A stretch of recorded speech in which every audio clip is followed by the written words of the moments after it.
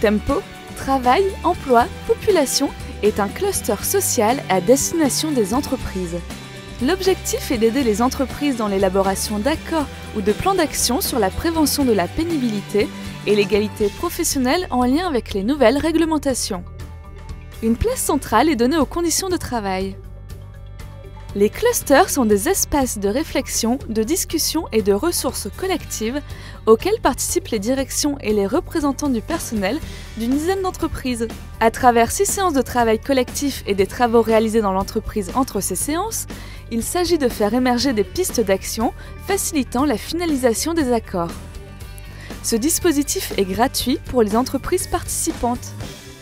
4 clusters ont été animés par l'ARACT Nord-Pas-de-Calais, dont un monté en partenariat avec la CGPME qui a reçu le soutien financier de la Direct.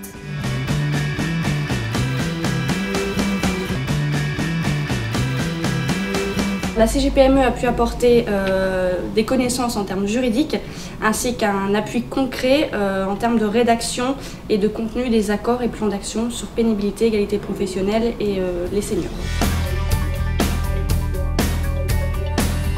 C'était de donner du corps à des démarches liées à l'emploi des seniors, à la pénibilité, à l'égalité et d'associer davantage les membres du CHSCT et les délégués du personnel.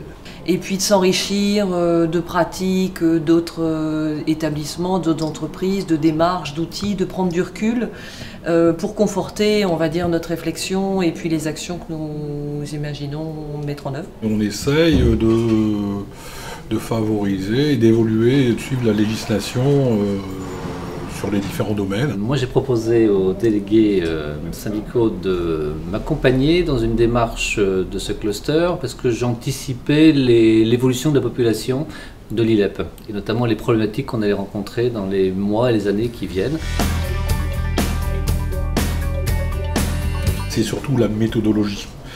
Puisque on est un peu toujours la tête dans le guidon, ça permet de participer à des clusters comme celui-ci, de s'ouvrir un petit peu à l'extérieur et de voir un peu les problématiques que nous pouvons rencontrer. On va être vite d'accord pour dire que l'outillage, notamment qui s'illustrait là par un tableur Excel, a été pour nous un point déterminant pour arriver à concrètement partager un recueil d'informations. Tout l'aspect diagnostic mais indicateur aussi pour mettre en place un plan d'action. C'est surtout un apport d'expertise et c'est surtout un bel entremetteur, on va dire, parce que c'était un bel échange d'expériences entre différentes structures.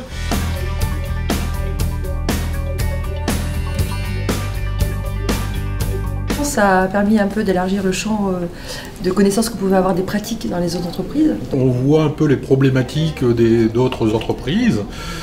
On en retire aussi des méthodes de travail, de réflexion. J'ai pu voir que mes difficultés étaient des difficultés concrètes aussi bien pour moi que pour les autres.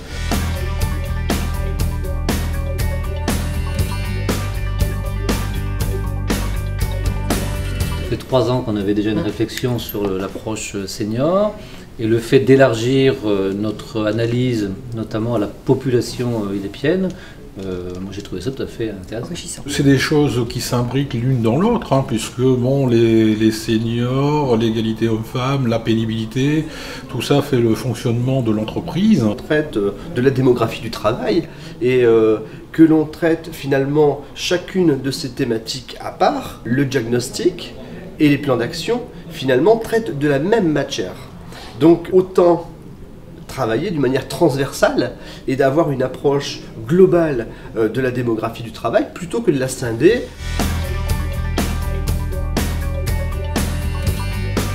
C'est transparence, c'est simultanéité et en même temps ces regards autres qui fait éclairer sur des indicateurs qu'on n'aurait peut-être pas regardés d'emblée. La relation était vraiment travail en binôme. On a pu aller manger ensemble, on a pu être côte à côte, donc forcément la relation elle change et à mon avis elle peut être que enrichissante et positive. Et on est avec ce cluster sur le même pied d'égalité. On améliore le dialogue avec les salariés.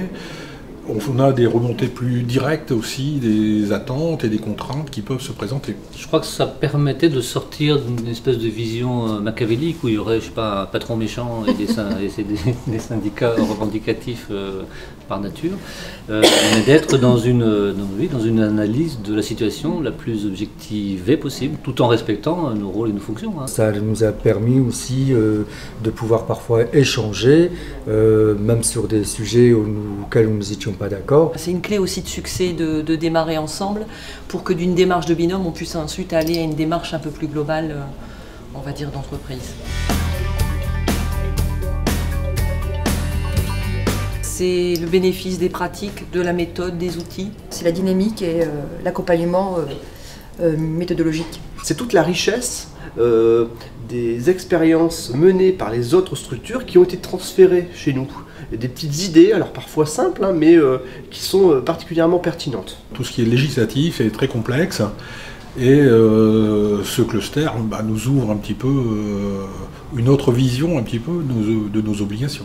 Je dirais qu'on a bien travaillé sur le diagnostic. Bon, les accords sont signés. Hein, on a beaucoup avancé sur la pénibilité. Je pense que maintenant, c'est tout le plan d'action qui est à mettre en place. Ils sont factuels puisqu'ils sont traduits par différentes démarches.